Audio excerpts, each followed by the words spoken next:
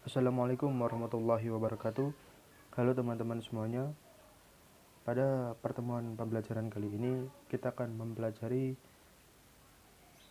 materi pembelajaran yang ada pada bab yang kedua, yaitu mengenai nomor pokok wajib pajak dan juga nomor pokok pengusaha kena pajak dalam perpajakan, di mana dalam pembahasan pertemuan kali ini yang pertama kita akan mempelajari mengenai hakikat nomor pokok wajib pajak atau NPWP. Pokok pembahasan yang akan dibahas yaitu yang pertama mengenai pengertian dari nomor pokok wajib pajak, dan yang kedua adalah fungsi dari nomor pokok wajib pajak. Yang pertama yaitu pengertian dari nomor pokok wajib pajak atau NPWP. Nomor pokok wajib pajak adalah nomor yang diberikan kepada wajib pajak sebagai sarana dalam administrasi perpajakan yang dipergunakan sebagai tanda pengenal diri atau identitas wajib pajak dalam melaksanakan hak dan kewajiban perpajakannya. Dalam setiap wajib pajak hanya diberikan satu nomor pokok wajib pajak atau NPWP. Selain itu, NPWP juga bisa dipergunakan untuk menjaga ketertiban dalam pembayaran pajak dan dalam pengawasan administrasi perpajakan. Yang kedua adalah fungsi dari nomor pokok wajib pajak. Dalam kaitannya dengan pelaksanaan perpajakan, maka NPWP atau nomor pokok wajib pajak memiliki beberapa fungsi. Fungsi-fungsi dari NPWP antara lain yang pertama adalah untuk keperluan pelaporan SPT masa dan juga tahunan. Yang kedua, sebagai sarana dalam administrasi perpajakan yang digunakan sebagai tanda pengenal diri atau identitas dari wajib pajak tersebut, sehingga kepada setiap wajib pajak hanya diberikan satu nomor wajib pajak. Yang ketiga, yaitu untuk menjaga ketertiban dalam pembayaran pajak dan dalam pengawasan administrasi perpajakan. Yang keempat, fungsi dari NPWP adalah untuk keperluan yang berhubungan dengan dokumen perpajakan, sehingga semua yang berhubungan dengan dokumen perpajakan harus mencantumkan nomor pokok wajib pajak.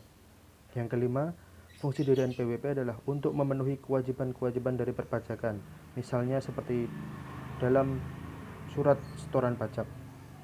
Yang keenam, yaitu untuk mendapatkan pelayanan dari instansi-instansi tertentu yang mewajibkan mencantumkan nomor pokok wajib pajak dalam dokumen-dokumen yang diwajibkan, misalnya dokumen impor atau PIB dan juga dokumen ekspor atau PEB.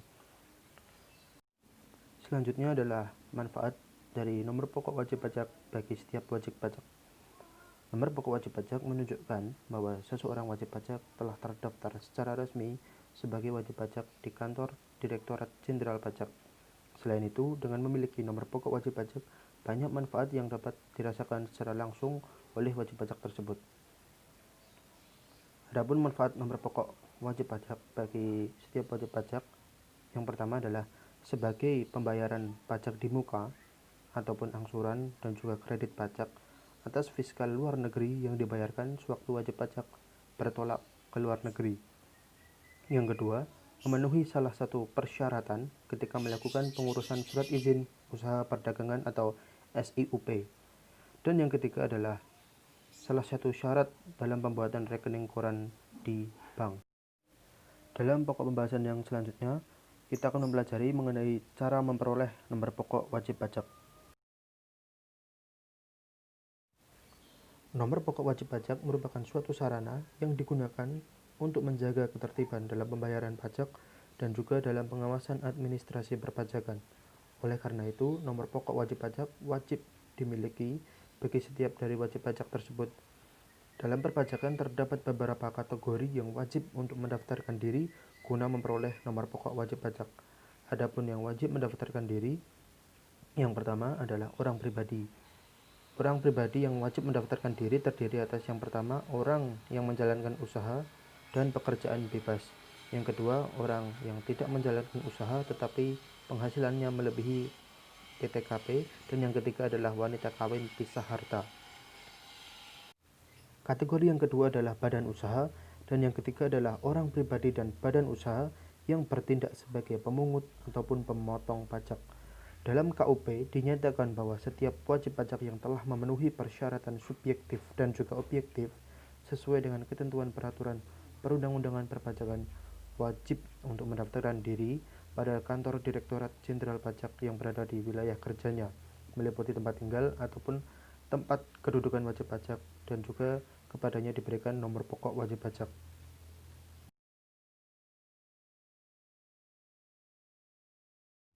Adapun syarat yang berada dalam KUP yang dinyatakan dalam Peraturan Perundang-undangan Perpajakan, yang pertama adalah persyaratan subjektif dan yang kedua adalah persyaratan objektif. Persyaratan subjektif adalah persyaratan yang sesuai dengan ketentuan mengenai subjek dalam Undang-Undang Pajak Penghasilan tahun 1983 dan juga perubahannya. Sedangkan persyaratan objektif adalah persyaratan bagi subjek pajak yang menerima ataupun memperoleh penghasilan atau diwajibkan untuk melakukan pemotongan ataupun pemungutan sesuai dengan ketentuan Undang-Undang Pajak Penghasilan tahun 1983. Selanjutnya adalah cara untuk mendapatkan nomor pokok wajib pajak. Cara untuk mendapatkan nomor pokok wajib pajak dapat dilakukan dengan dua cara. Yang pertama adalah datang dan mengisi formulir secara langsung. Datang langsung ke kantor pelayanan pajak ataupun KPP, ataupun juga datang ke kantor pelayanan penyuluhan dan konsultasi perpajakan atau KP2KP yang wilayah kerjanya meliputi tempat tinggal atau tempat kedudukan dari wajib pajak. Yang kedua dapat dilakukan secara online. Dengan semakin majunya perkembangan zaman, maka pendaftaran nomor pokok wajib pajak juga bisa dilakukan melalui internet, di mana pendaftaran secara online dengan internet ini biasa disebut dengan e-registration.